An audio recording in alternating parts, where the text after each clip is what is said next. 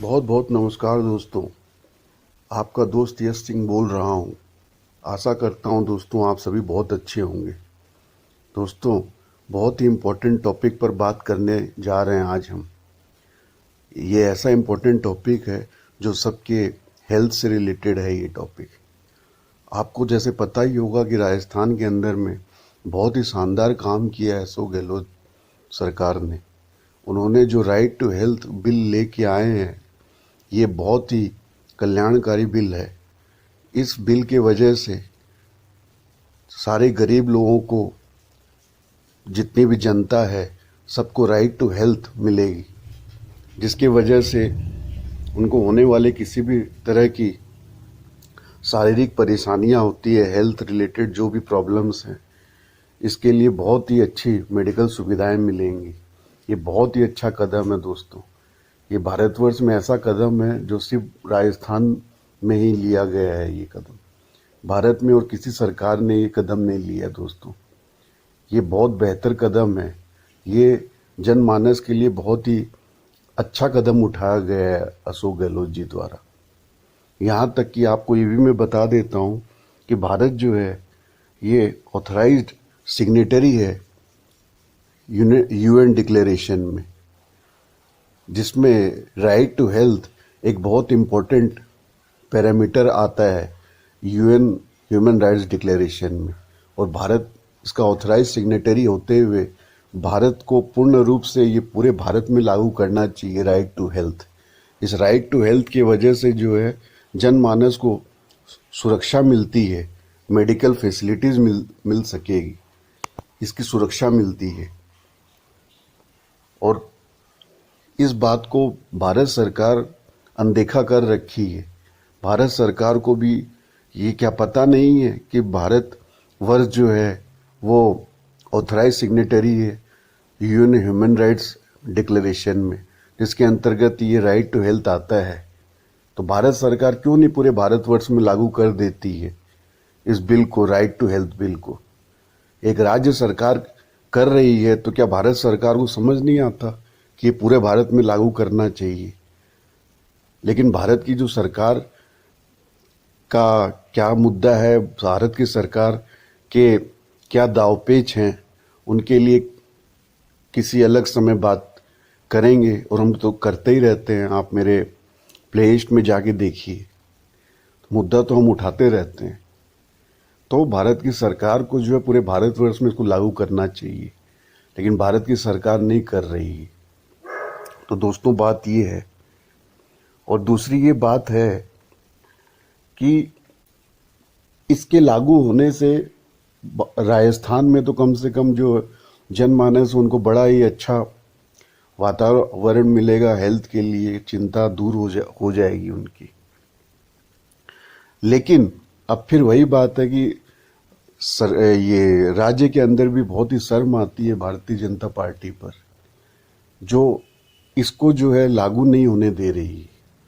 जब इनकी सरकार केंद्र में है आज के दिन, तो इनको तो केंद्र की सरकार को ही बोलना चाहिए, इत्तला करनी चाहिए कि भाई राजस्थान में इतना अच्छा बिल लागू हो रहा है, तो आप भी लागू करिए पूरे देश के लिए, देश की जनता के लिए, जिससे उनको फ्री का इलाज मिल सके। तो ये कार्य तो कर नहीं रही है भारतीय जनता पार्टी, बल्कि ये इसमें कैसे अड़ंगा लगाया जाए, ये इस कार्य को जरूर कर रही है। तो ये तो बहुत ही शर्मनाक काम है भारतीय जनता पार्टी का। जो जनता को फ्री का इलाज मिल सके, एक बहुत बड़ी हेल्प होती है ये, उसमें कैसे अड़ंगा लगाना है, भारतीय जनता पार्टी पूरे जोर शोर से लगी हुई है। राजस्थान में अच्छा काम हो रहा है, इसमें अड़ंगा लगा के रखी हुई है।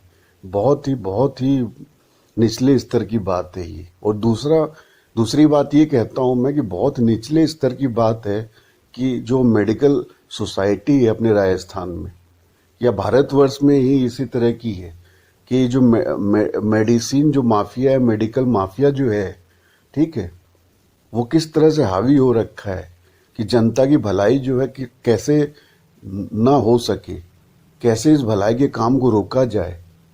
आपको पता है, या मैं ये नई बात बता रहा हूं, ऐसा तो कुछ है नहीं। आपको पता है कि हर एक हॉस्पिटल में अगर कोई व्यक्ति जाके इलाज करवाए प्राइवेट हॉस्पिटल में, तो हर एक प्राइवेट हॉस्पिटल का एक अपना एक बिलिंग सिस्टम होता है, अपना एक खर्चा होता है, हर एक का अपना एक अलग अलग पैंतरा होता है, जहाँ लोगों के लाखों लाखों रुपए जो है गायब हो जाते हैं एक इलाज करवाने में। गरीब आदमी तो इलाज करवाए बगैर ही दम तोड़ देता है। इतनी दुख की स्थिति है आज। ठीक है, तो अपने मन माफिक जो है, मन माफिक वसूली जिसे कहते हैं, वो होता है आज मेडिकल इन्वायरमेंट में, आज भारतवर्ष में, और वही चीज राजस्थान में भी होती है। ठीक है, तो उस चीज पर थोड़ा अंकुश लग जाएगा ये राइट टू हेल्थ की वजह से राजस्थान में, और जनता को जो है फायदा मिलेगा। लेकिन ये मेडिकल माफिया जो है इस चीज को नहीं होने देना चाह रहे, और थोड़ी शर्म डॉक्टरों पर भी आती है कि डॉक्टर भी इस मेडिकल माफिया के साथ में लग गया है कि भाई हम जो है अपोज कर रहे हैं इस राइट टू हेल्थ बिल को। तो डॉक्टर्स को भी सोचना चाहिए कि उनको अपोज नहीं करना चाहिए, ये एक अच्छी चीज है सोसाइटी में। और डॉक्टर जो है वो तो उन्होंने तो ये एजुकेशन प्राप्त इसलिए की है कि जनमानस के को जो है हेल्थ कैसे प्रोवाइड किया जाए, उनको मेडिसिन, उनको मेडिकल फैसिलिटीज जो है कितने अच्छी प्रकार से दिया जाए। तो डॉक्टर्स को भी इस तरह जो है डंगा नहीं लगाना चाहिए। भारतीय जनता पार्टी और मेडिकल जो माफिया है उसकी तो बात छोड़ दीजिए। तो ये तो शर्मनाक चीजें हैं जो ये कर रहे हैं। इनको तो हेल्प करना चाहिए, सरकार को सपोर्ट करना चाहिए। अब देखिए दोस्तों, लेकिन इसमें अब आते हैं सरकार के ऊपर में। सरकार जो है इस बिल को लेकर आने के पहले, ठीक है, इसको सही तरीके से ड्राफ्ट करना चाहिए था, और बहुत बड़ा कोई ड्राफ्ट की इसमें कुछ बात भी नहीं है। सबसे पहले तो सरकार को जो है एक सही प्रोफेशनल्स की टीम बनानी चाहिए थी, जिसमें मेडिकल प्रोफेशनल हो, फाइनेंस के प्रोफेशनल हो, और तीसरा नंबर जो है आपके कुछ एडमिनिस्ट्रेटिव सर्विसेज के प्रोफेशनल्स हो। इनको लेकर एक टीम बनाकर एक अच्छे से ड्राफ्ट करवाना चाहिए था इस बिल को। ठीक है, जिससे ये जो भी कन्फ्यूजन्स आ रही है वो सब दूर हो सकती थी। लेकिन थोड़ी सी देखिए, ये भी हम देखते हैं कि सरकार भी बहुत ज़्यादा ओवर डिपेंडेंस में है आज की डेट में एडमिनिस्ट्रेटिव सर्विसेज के ऑफिसर्स के ऊपर में। ठीक है, जो एडमिनिस्ट्रेटिव सर्विसेज जो पास करके आए ऑफिसर्स में, उनके ऊपर इतनी ज़्यादा ओवर डिपेंडेंस है आज की डेट में। स्टेट गवर्नमेंट भी, राजस्थान स्टेट गवर्नमेंट की ही बात कर रहा हूँ, बाकी की तो अभी बात नहीं कर रहे हैं। तो बहुत ज़्यादा ओवर डिपेंडेंस है। आप एक बात बताइए कि आज के जो एडमिनिस्ट्रेटिव सर्विसेज ऑफिसर्स हैं, जो अभी जो पढ़ के आए 5-10 साल से, 10 साल से, ये 15 साल से, वो तो फिर भी आज नई इकोनॉमी के हैं। उनको समझ में आती कि किस तरह से अभी नई सोसाइटी है भारतवर्ष में, इसको कैसे जो है नया एनवायरनमेंट, इसको कैसे क्या डील किया जाए। लेकिन जो 25-25, 30-30 साल पहले जो ऑफिसर्स बन के आए हुए हैं पूरे ओल्ड इकोनॉमी से, वो आज के जो नई इकोनॉमी, नया वातावरण है, पूरा नया माहौल है, पूरी दुनिया चेंज हो चुकी है पिछले 12 साल में, उसको वो कैसे हैंडल करेंगे बताइए आप। तो और लेकिन वही सबसे ऊंचे ओहदे में आज के डेट में बैठे हुए हैं, और उनके ऊपर में सरकार डिपेंडेंट है। तो क्या रिजल्ट निकलेगा? कुछ नहीं, रिजल्ट नहीं निकल सकता। अभी जो नई इकोनॉमी है, नया एनवायरनमेंट है, नया माहौल है, सब कुछ टेक्नोलॉजी, सब कुछ, पूरा विश्व बदल चुका है पिछले 12 साल में। आप 35 साल पुराने, 30 साल पुराने ये सब जो एडमिनिस्ट्रेटिव सर्विसेज के ऑफिसर्स निकले हुए हैं, उनको आप लेकर आप सोचते हैं कि आज के जमाने का आप जो है रिजल्ट निकाल लेंगे सक्सेसफुली, और वो ओवर डिपेंडेंस होके रखेंगे उन ऑफिसर्स पे, तो रिजल्ट नहीं निकल सकता। सरकार को भी ये सोचना चाहिए। ठीक है, उनको मेन मैनेजमेंट आता है, हाँ, उनके पास एक्सपीरियंस है, ठीक है, उनका एक्सपीरियंस, मेन मैनेजमेंट, इन सब का जो है वो एडवाइस ली जा सकती है, वो बहुत अच्छी बात है। एक्सपीरियंस का तो कोई तोड़ नहीं होता, वो सब अच्छी बात है। लेकिन किस तरीके से जो आज के एनवायरनमेंट के हिसाब से क्या इम्प्लीमेंट होगा, ठीक है, वो आज के एनवायरनमेंट में ही पढ़े लिखे जो प्रोफेशनल्स हैं, जो लास्ट 10-15 साल में तैयार हुए, उनको पता है कि आज की क्या नई चुनौतियां हैं, उसमें क्या करना चाहिए, उनकी भी एडवाइजरी जो है सरकार को लेनी चाहिए। लेकिन दुख की बात है कि सरकार भी जो है एकदम जो बोलते हैं कि जो ओल्ड कैडर हैं वहीं से जो है वहीं पर अपनी डिपेंडेंस बना के रखी हुई है, वहां से रिजल्ट नहीं मिल सकता। इसमें मतलब मेरी बात थोड़ी खराब लगे या अच्छी लगे, लेकिन बात जो है यही सच है। ठीक है दोस्तों, तो इस पर ध्यान देना चाहिए। ओवर डिपेंडेंस जो है ओल्ड कैडर पर करके रखा हुआ है, उससे निकल के सरकार को जो नए प्रोफेशनल्स है उनके ऊपर उनकी कोई कमेटी बने, वो कोई एडवाइजरी टीम बने सरकार की, जो एडवाइस करे सरकार को हर मुद्दे पे, एक प्रॉपर तरीके से हर चीज़ का ड्राफ्टिंग करके दे, एडवाइजरी दे सरकार को। तो उस हिसाब से काम हो, तब जो है सरकार को सारा कुछ पूरा इनसर्कल, जिसको बोलते हैं 360 डिग्री जो रिपोर्ट प्राप्त होगी, जिसके हिसाब से जो ड्राफ्टिंग होगी चीज़ें, वो ड्राफ्टिंग ऐसी निकल कर आएगी कि उसके ऊपर में कोई प्रश्न चिन्ह नहीं उठा सकेगा, एक अंगली नहीं उठा सकेगा। लेकिन ये तभी होगी जब सरकार इस बात को समझे। तो इसलिए जो है न्यू एज प्रोफेशनल जो है उनके ऊपर में डिपेंडेंस लेकर आए सरकार, और ओल्ड कैडर जो है सिर्फ एडमिनिस्ट्रेटिव सर्विसेज को लेकर ही उनके ऊपर डिपेंडेंस रखे। ठीक है, इससे बाहर आए सरकार। तो ये भी देखिए, सरकार की भी थोड़ी क्रिटिसाइजेशन की बात जो थी वो मैंने बताई आपको। अब देखिए, और तीसरी बात है कि अब इसके अंदर में जो भी मसला हो रखा है, अब इसका सॉल्यूशन की बात बताता हूँ। इसका सॉल्यूशन जो है सिर्फ एक ही है कि आरजीएचएस और जो आपकी चिरंजीवी योजना है, चिरंजीवी योजना के अंतर्गत 1.5 करोड़ लोग हैं करीब, और आरजीएचएस के अंतर्गत जो है राजस्थान में 8.5-9 लाख गवर्नमेंट एम्प्लॉयज़ हैं जो इसमें है। तो अब सरकार को सीधा सा सबसे पहला तो ऐसा करना चाहिए कि आरजीएचएस हो या चिरंजीवी हो, इसमें कोई भी अगर जाता है अस्पताल में, लोकल प्राइवेट सरकारी जो भी, तो वहाँ पे जो भी फीस वगैरह होती है वो कॉस्ट जो भी होती है हॉस्पिटल की, उसका पूरा मान्य कर देना चाहिए। ठीक है, अब ये जो है ये डिपेंड करता है उस व्यक्ति पर कि वो मेडिकल फैसिलिटी कहाँ लेना चाहता है। अब सरकार ने तो 25 लाख की फैसिलिटी दे दी है, बहुत अच्छी बात है। अब आप इसी तरह आप अगर चाहते हैं कि आप किसी प्राइवेट ऐसे हॉस्पिटल में जाएं जहाँ पे बहुत ज़्यादा बिलिंग है, तो वहाँ पर अगर आप जाके करवाना चाहते हैं तो आपको वहाँ की जो भी बिलिंग होती है वो सरकार को जो है उसका रिम्बर्समेंट करना चाहिए। अगर सरकारी में जाते हैं तो वहाँ पे रिम्बर्समेंट जो वहाँ की रेट के हिसाब से वो करना चाहिए। अब इसका पैसा कहाँ से आएगा वो भी मैं बताता हूँ। इसके बाद में तो इस तरह करने से क्या होगा कि जो प्रश्न चिन्ह लगा हुआ है मेडिकल लॉबी का, वो प्रश्न चिन्ह खत्म हो जाएगा। इनको अब देखिए टेंशन सबसे बड़ी यही है कि इनकी जो थोड़ी अब ओवर बिलिंग जिसको बोलते हैं ना, थोड़ी लूट वगैरह जो हिंदी में शब्द है, वो थोड़ा लूट और ओवर बिलिंग का सिस्टम कम होने की इनको आशंका हो रखी है। इसकी वजह से इनका थोड़ा नाचना गाना हो रखा है। तो उस पर अंकुश लगने का एक ही तरीका है एट प्रेजेंट फिलहाल इस राइट टू हेल्थ बिल को इम्प्लीमेंट करने के लिए, कि जो भी उनकी कॉस्टिंग होती है, हर एक हॉस्पिटल की एक अलग अलग कॉस्टिंग होती है, उसका जो एक्चुअल बिल हो उसके हिसाब से जो बनता हो वो सब रिम्बर्स करे। और उसका पैसा कहाँ से आएगा वो मैं आगे बताता हूँ। तो सबसे पहले इस तरह करते ही जो है ये इनका पूरा दिमाग ठंडा होगा और ये इनको समझ में आ जाएगी कि भाई इनका जो ओवर बिलिंग या बिलिंग वाला जो सिस्टम चल रहा था उस पर तो अंकुश नहीं लगेगा सरकार का। तो इनको थोड़ा मेंटली राहत फील होगी। तो ये जो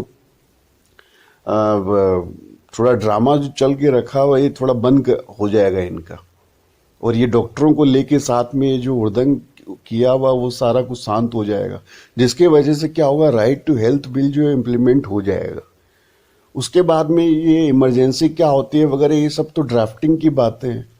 ठीक है, क्या एम्बुलेंस लेके जाएगी भाई, जब बात ही हो गई है कि आपको जो इमरजेंसी क्या क्या हो, इमरजेंसी फैसिलिटीज में क्या क्या होगी, वो आप अपने जो डॉक्टर हैं उनको लेके बैठ के ड्राफ्ट बना लीजिए कि क्या क्या इमरजेंसी में माना जाता है, वो सब आप इमरजेंसी में कर लीजिए।